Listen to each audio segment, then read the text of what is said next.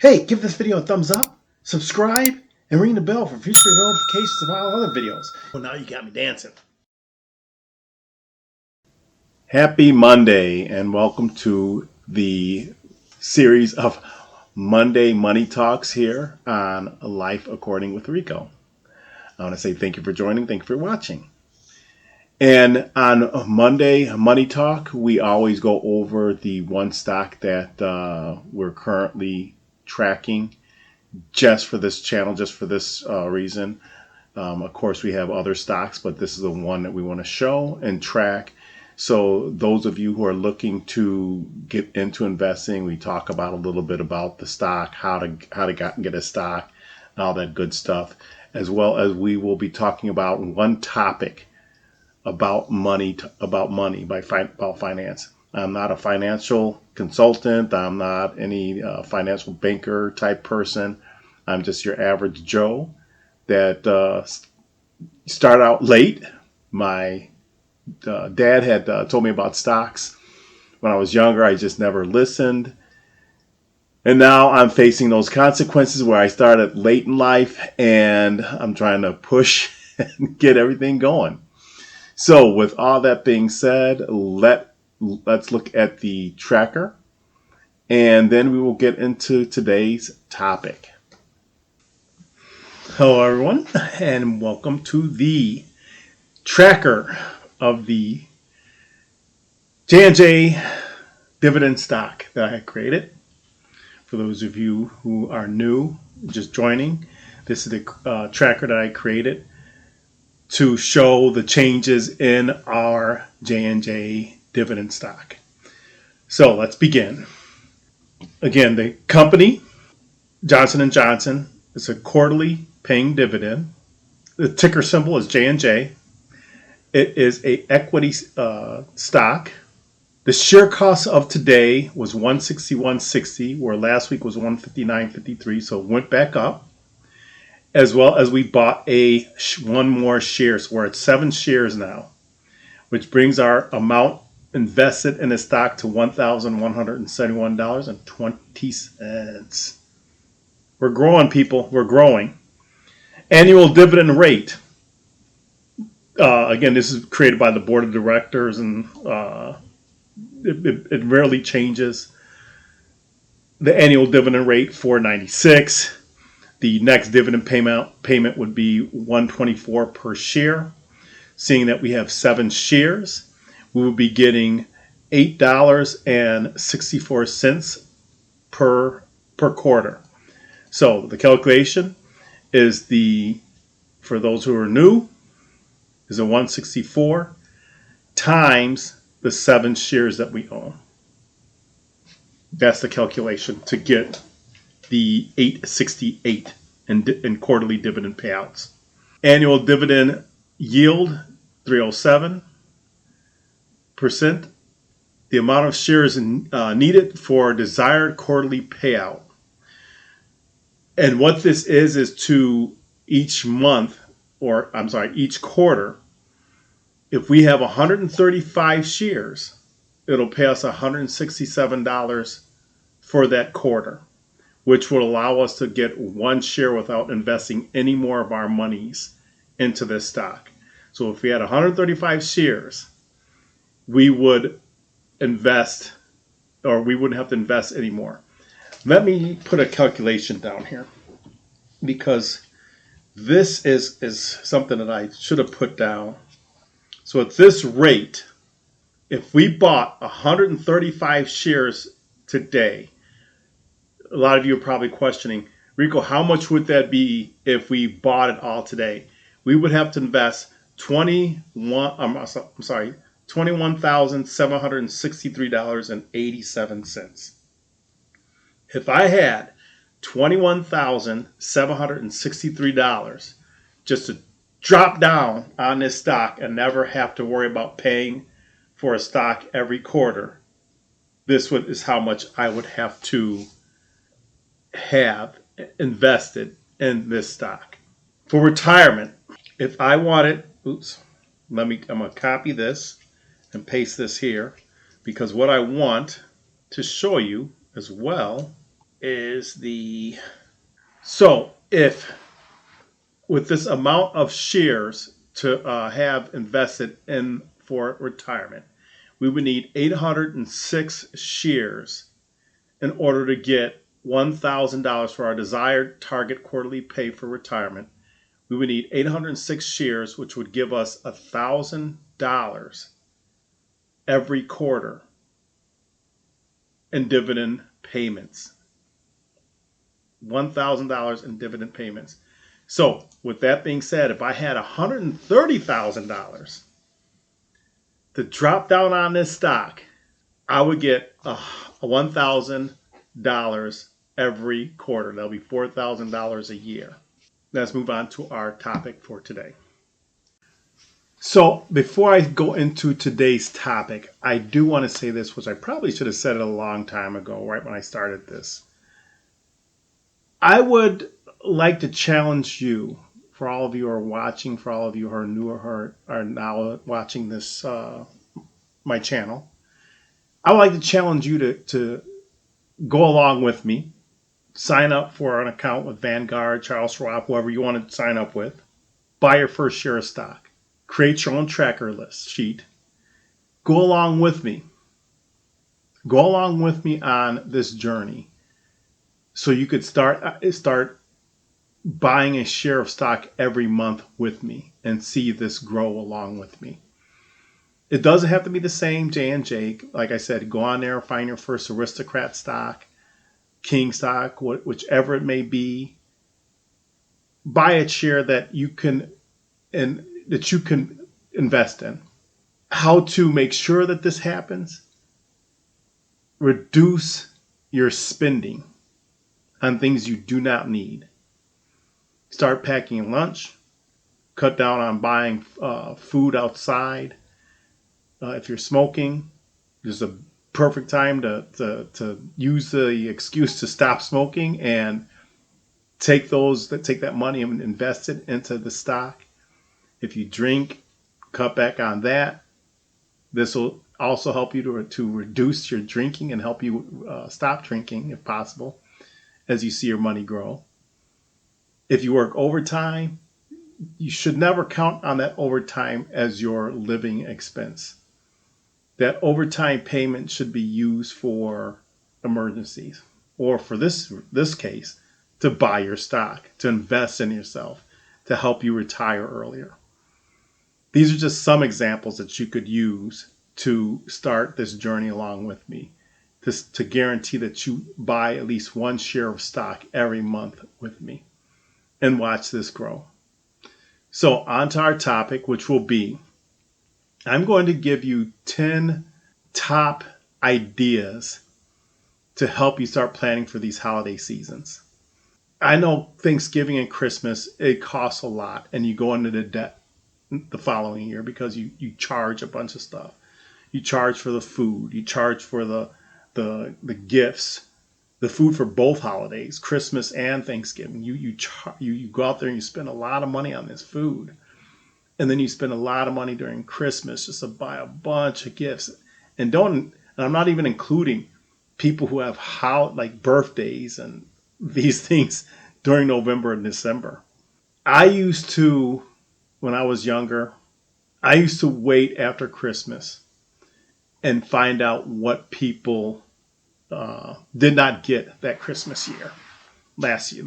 Like for instance, last 2023. I would have been watching everybody in my family to find out what they did not get. And then I would continue watching them over the year to find out if they still want it, or if they bought it, or if something new came into their mindset of a thing that they want or need. I would buy the one thing for them because I think that people should focus on their needs and spend money on their needs rather than what they want. So I'm a want guy. I would go out and buy that want gift for somebody. But I would watch people, and when it came to like this time, September, October time frame, I would buy it. I would buy that special gift that the person wanted because I do not think that they're going to be thinking about getting it by the time Christmas comes. And it never has failed. I've never failed to get that one gift for them. And they're like, oh, I've always wanted this, or oh, I wanted to get this, but I just never had the time to get it. That's when you'll see that joy in that person's face. So again, the top 10 things that I would do to help you reduce your spend for Thanksgiving, the month of November, and the month of December, to help you to go into a new year without that debt of charging something on a credit card because you didn't have the cash to get the want gifts or the need gifts that you wanted to get the people earlier in the year. So let's look at that list that I drew up. Okay, top 10 things. First one, set a holiday budget. Determine how much you can afford to spend on gifts, travel, food, and entertainment. Stick to this budget to avoid overspending and financial regret later. So a lot of us tend to, again, in the month of November and December, do a lot of traveling. Not vacation wise to say, but more travel to see family. Hotels costs you might have to pay for, food costs you might have to pay for, whatever it may be. All these expenses can add up. So if you plan ahead, like in January, February, beginning of the year, knowing that you're going to be going over to a relative's house or relatives coming to your house, start planning that holiday budget in the beginning of the year. So when September, October comes around, you have that finance either travel or buy the things you need. Second, create a gift list and prioritize. So make a list of people you want to give gifts to and set a spending limit for each. Prioritize your list so you can't feel pressure to overspend on every person. So what I do is this. Like I said, I watch what people want. I usually set a budget. This is what I used to do when I was younger. I had 5 siblings, plus my parents. So I'm sorry, 4 siblings, plus my parents. I'm the fifth one. What I used to do, I used to set aside $150, and I would rotate that for each person in my family to be the biggest gift that person would want. And then everybody else would have a $25 to $50 spend. And again, that big gift rotated, so nobody felt left out. But what I did was I would, again, start watching right after Christmas. I would sometimes even write it down, what people would talk about. Oh, I want a Nintendo Switch. They didn't talk about this. I'm just putting it into this year's format. Oh, I want a PlayStation 5. Oh, I want this. If it fit within that budget, I will get it for them. If it didn't, I will listen to what else they wanted. Because people always want other things. Or I would talk to people, hey, they so-and-so wanted this PlayStation 5. Are you going to get it? Oh, yes. That lets me know I can buy a game. Whatever it is, I always listen to what people wanted. And then I would because I already have my budget prioritized. And that would allow me to know if I could get that gift for them or not. Okay, third, start a saving fund. Set aside money each week specifically for holiday expenses. Even small contributions add up by the time Thanksgiving and Christmas roll around. Yes, I used to do that. I still do that. I set aside monies for my wife. I have 2 things I do. I have a whatever, anytime budget set aside for her, as well as a Christmas and a birthday. Yes, it's all in one savings account or one checking account. But I know how much that spend is and how much I want to spend for that specific occasion. My children, same thing. I have money set aside for their gifts, and it's a certain limit, and I stick to that limit. And again, I plan this at the beginning of the year. 4, take advantage of early sales. That's a big one.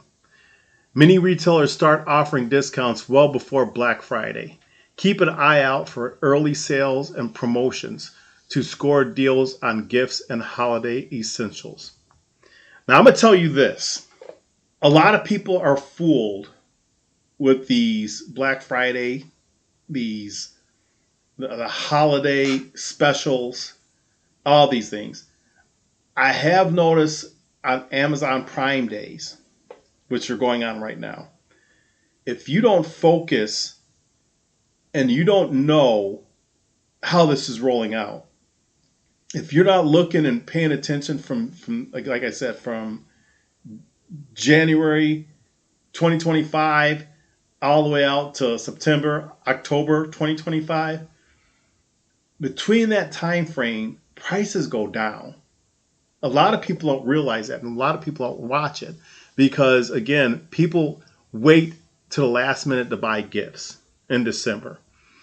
If you watch during the off seasons, half that stuff is like cheap, and they put sales on it on top of it.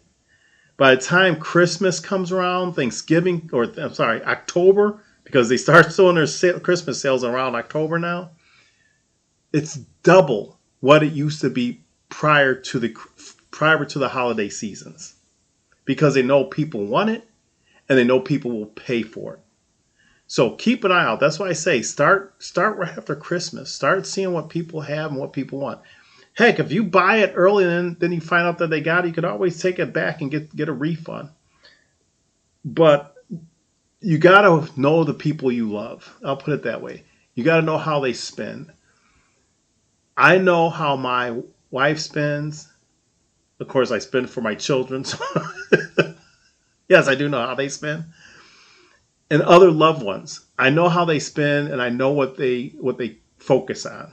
So that's why I was always successful in my process of doing this. Number 5, plan holiday meals early.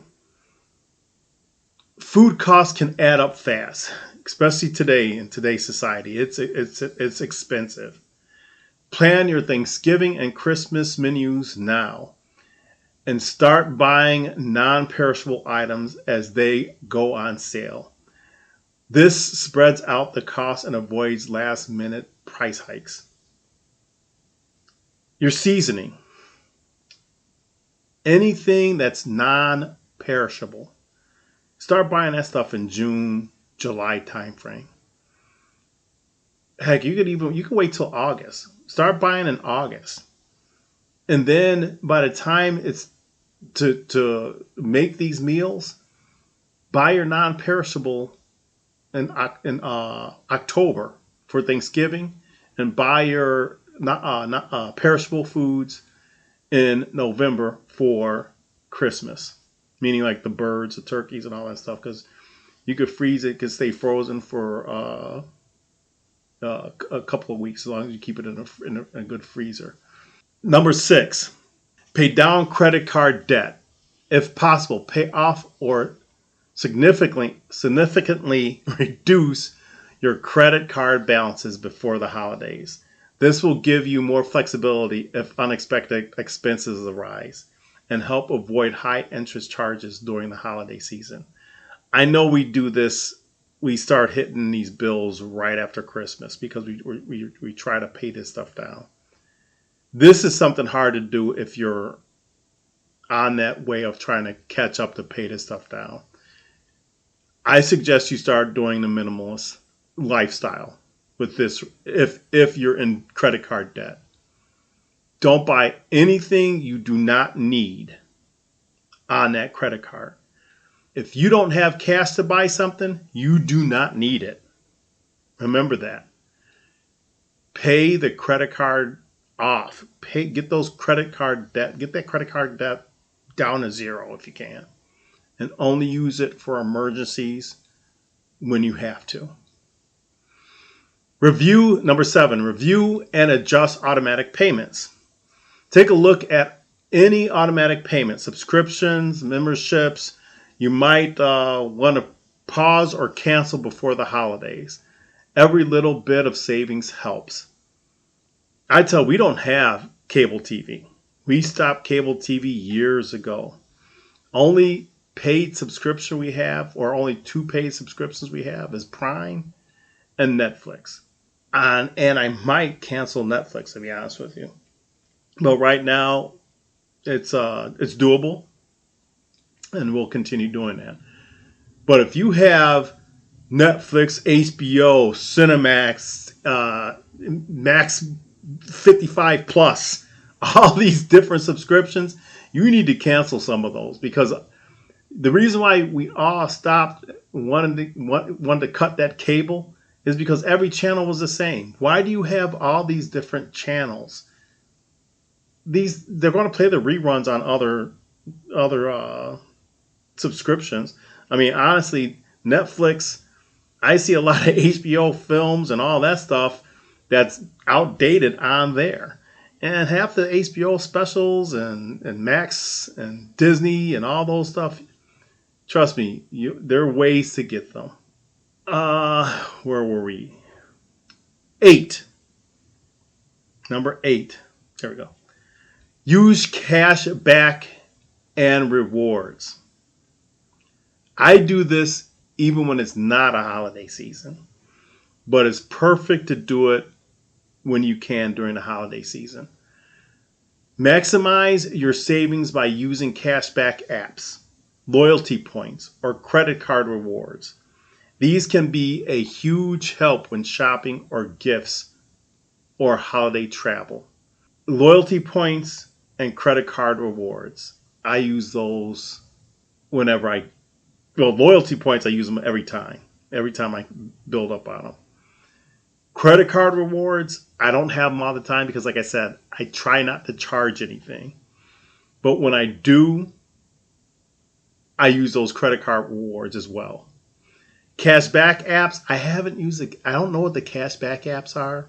I haven't went on there, but I do know that there's some out there. I do those survey apps like Fetch and hold on, let me get the other one. Viewpoint, I think it's called, where you do surveys. The Fetch is the one with the receipts, and you just take a photo of any and all receipts, even if you find a receipt on the floor, take a picture of it. It gives you points. You can use those points, redeem them, and get cash for them. The Viewpoint are actually surveys that take you maybe 5 minutes max, I think it is. When you're sitting in a doctor's office, complete a couple of those surveys. When you're sitting at a stoplight or something, you could knock probably a 1 minute survey out right there. When you're waiting for somebody, you can knock a survey out. Heck, when you're sitting watching TV, commercial comes on, whatever it may be, you can knock a couple of those out. Viewpoint's a good thing. I've been making I've been cashing out at $5 every time I make $5. It's free money, so I use it. I don't know if it's a cash back type of app or not, but it's cash coming into me. That's all I know. So use your cash back and your rewards. Number 9, avoid last minute shopping. That's a big one, because you may think things are on sale, but they're not. When you wait for those Black Fridays, and half the time Black Fridays have unnamed brands that you really don't know about, you go out and buy, especially for electronics. You run out and you buy this stuff, and then you realize that you probably should have waited. Yeah, you should have. Because half the time those Black Fridays and the Christmas holiday sales aren't really good sales. They're just jacked up. It's kind of like the holiday cards and the flowers. When you go out to buy flowers, when men go out to buy flowers for their spouses and stuff, back in the day, you could get a thing of roses for $12. And then when Valentine's came or some type of special holiday card day came, they jump up to $24 or $50. For what? It's the same rose. But they know that you're wanting to buy it, and they know that people, so they jacked up the price because they know people are going to come and get it, which they do. Don't avoid that last minute shopping. Last minute shopping often leads to impulse buying and overspending, which it does, because you'll be out there rushing and, oh, do they need this? Do they need that? Yeah, impulse buying.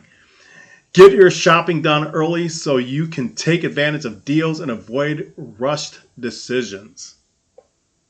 Number 10, set up a post-holiday financial plan.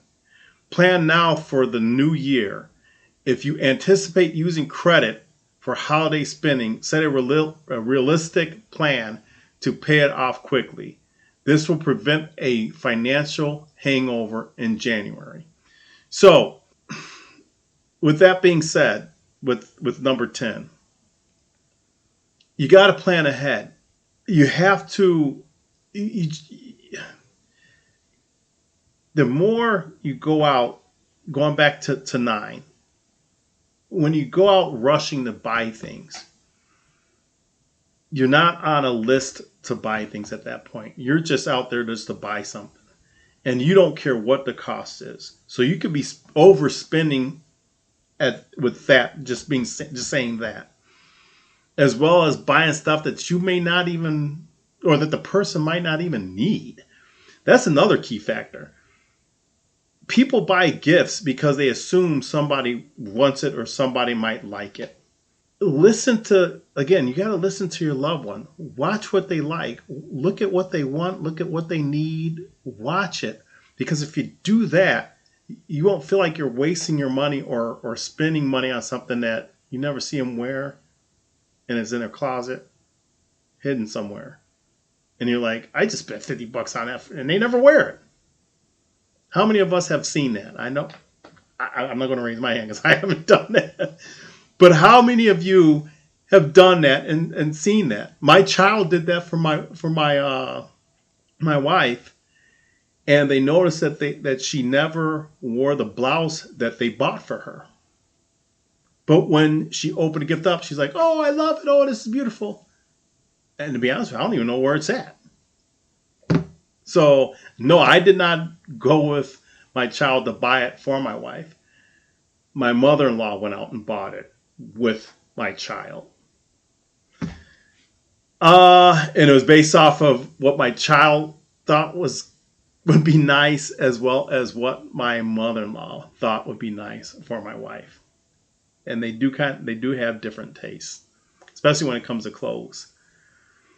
So, by taking these steps before the holiday rush, you'll stay on top of your financial and enjoy a more relaxed and joyful season. I'll put another 10 things up here as these holidays come up. Thank you for watching this video. And I would like to also say thank you for watching any or all of my videos that I have put out there in the past. I would like for you to look at some shorts that I have created. I hope they are funny to you. I hope they bring you some laughter and some joy.